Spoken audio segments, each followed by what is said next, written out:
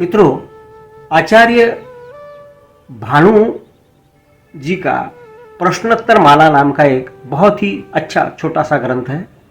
उसमें उन्होंने जीवन और आध्यात्म के बारे में कई सारे सवाल खड़े किए हैं और उस सवालों के जवाबों के लिए एक चिंतन की, एक दर्शन की नींव डाली है। उस नींव पर अगर मानव सोचता है, मनुष्य सोचता है, तो निश्चित ही उसका जीवन सुकर होने में बहुत सारी मदद उसे मिल सकती है। और उनके वो प्रश्नोत्तर माला के कुछ श्लोकों को सरू बसनेट जी ने यहां पर सादर किया है। सुनते हैं प्रश्नोत्तर माला। नमस्कार सम्पूर्णमा, म सरू बस्नेत निजगढ 12बाट। भानु जयन्तीको अवसरमा यहाँहरू सम्पूर्णमा हार्दिक शुभकामना व्यक्त गर्दछु र आदिकवि भानुभक्तप्रति हार्दिक श्रद्धा सुमन अर्पण गर्दै उहाँद्वारा रचित प्रश्नोत्तर मालाबाट केही श्लोकहरू वाचन गर्ने अनुमति चाहन्छु।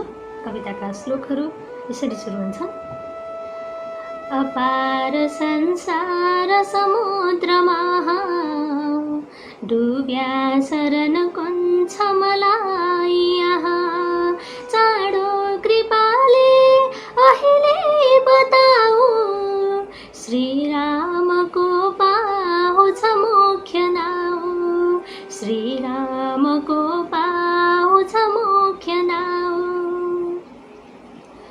कुन हो सदा बन्धनमा पर्याको, जसले छ यो मन सुखमा धर्याको, मुक्ति भन्याको त पदार्थ कुन हो, वैराग्य भन्नु चिज जान्नु जुन हो, वैराग्य भन्नु चिज जान्नु जुन हो।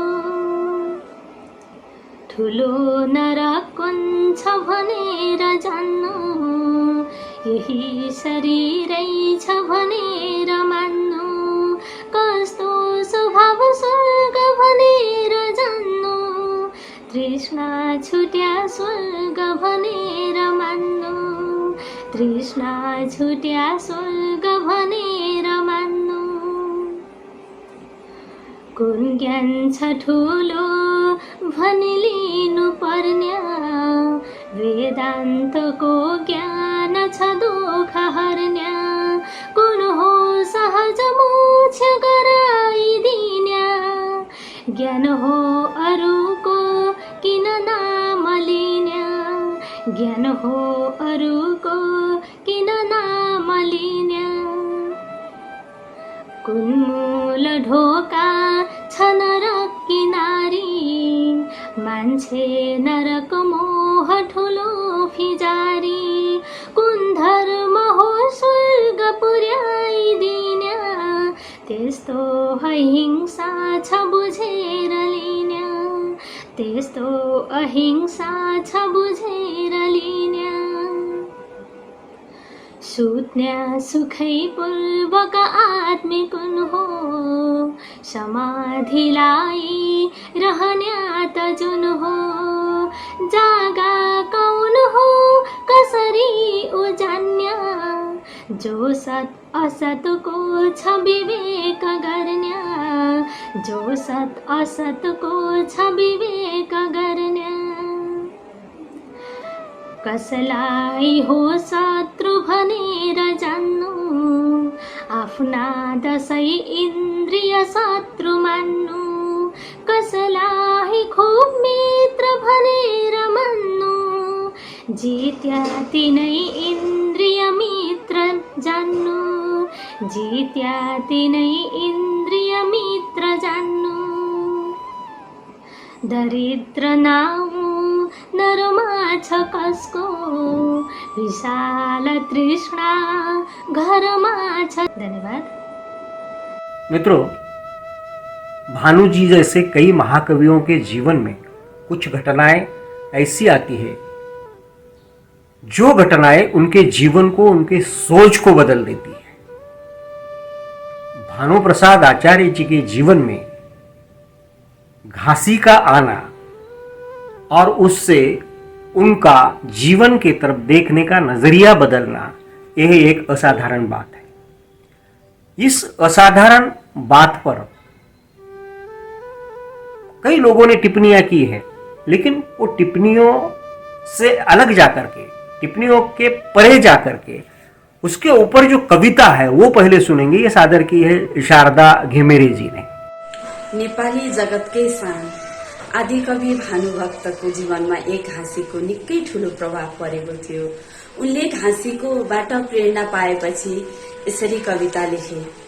भर जन्म घाँसतिर मन दिई धन कमायो, नामकै रहोस् पछि भनेर कुवा खनायो।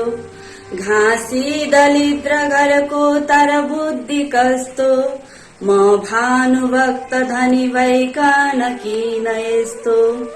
मेरा यिनार न त सत्तल पाटीकै छन्, जे धन चिजहरू छन् घरभित्र नै छन्।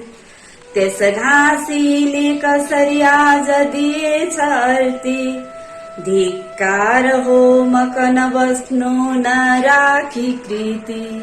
ये जो घासी प्रकरण है वो उनके जीवन में कैसा आया, उसका साल क्या है या नहीं है, ऐसे कई सारे सवाल उपस्थित हुए हैं बाद में, जब मोतीराम जी भट्ट ने उनकी कविताओं को इकट्ठा करके उसकी किताब बनाने की सोची। और वहाँ उस किताब में उन्होंने जब उसको प्रस्तावित करने की कोशिश की, उसके बाद ये सारे सवाल सामने आने लगे कि घासी प्रकरण कब आया, वो घासी को कब मिले। ये सारे सवालों के बारे में उन्होंने मोतीराम जी ने जो कहा है वो ऐसा है। यसरी भानुभक्तको जीवनमा एउटा साधारण घाँसीको ठूलो प्रभाव परेको छ। यस कुरालाई मोतीराम भट्टले उल्लेख गरेका थिए।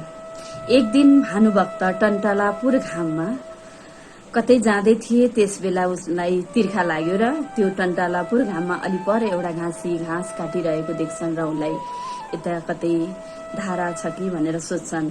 त्यसै क्रममा घाँसीले भानुभक्तलाई कतै ओरपर कुवा नभएको कुरा बताउँछन् र यसै क्रममा उसले घाँस बेचेर ल्याएको पैसाले चाहिँ एउटा कुवा खनाउने इच्छा छ भन्ने कुरा आदिकवि भानुभक्तलाई सुनाउँछन्।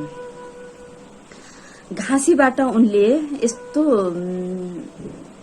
उनको यस्तो इच्छा सुनेर भानुभक्त अत्यन्त प्रभावित हुन्छन् र यही प्रेरणाले उनले रामायण र अरू चर्चित कृतिहरू पनि लेख्न सफल भए भन्ने मानिन्छ।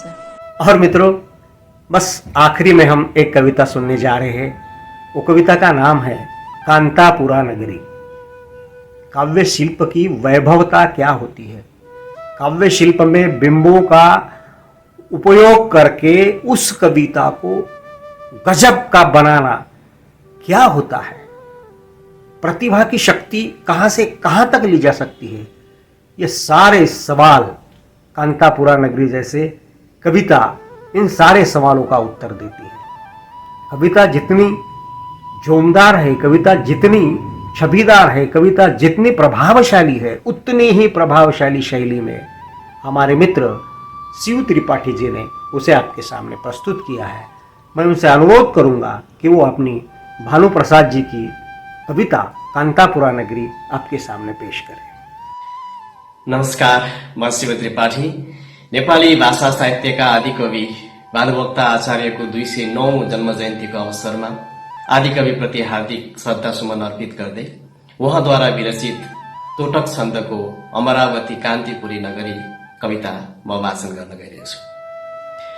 चपला अबलाहरू एक सुरमा, गुणकेसरीको फुलली शिरमा, हिरण्या सखिली कनवोरी परे, अमरावती कान्तिपुरी नगरी।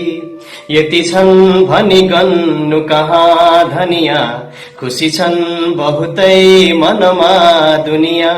जनकी यसरी सुखकी सगरी, अलकापुरी कान्तिपुरी नगरी।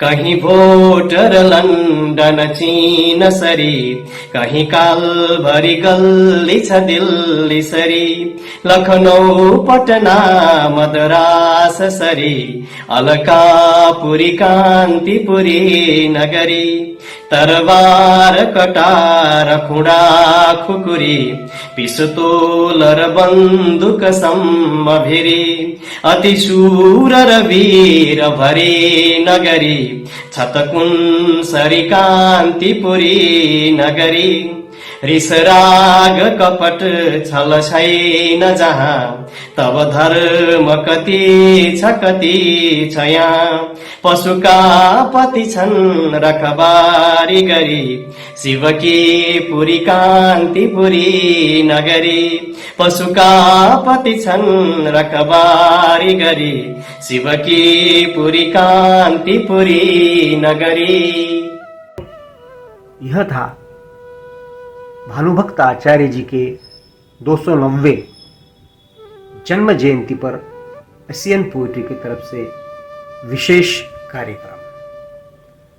इस कार्यक्रम में जिन जिन लोगों ने सहयोग दिया उन सबका मैं आभारी हूं, उनका शुक्रगुजार हूं।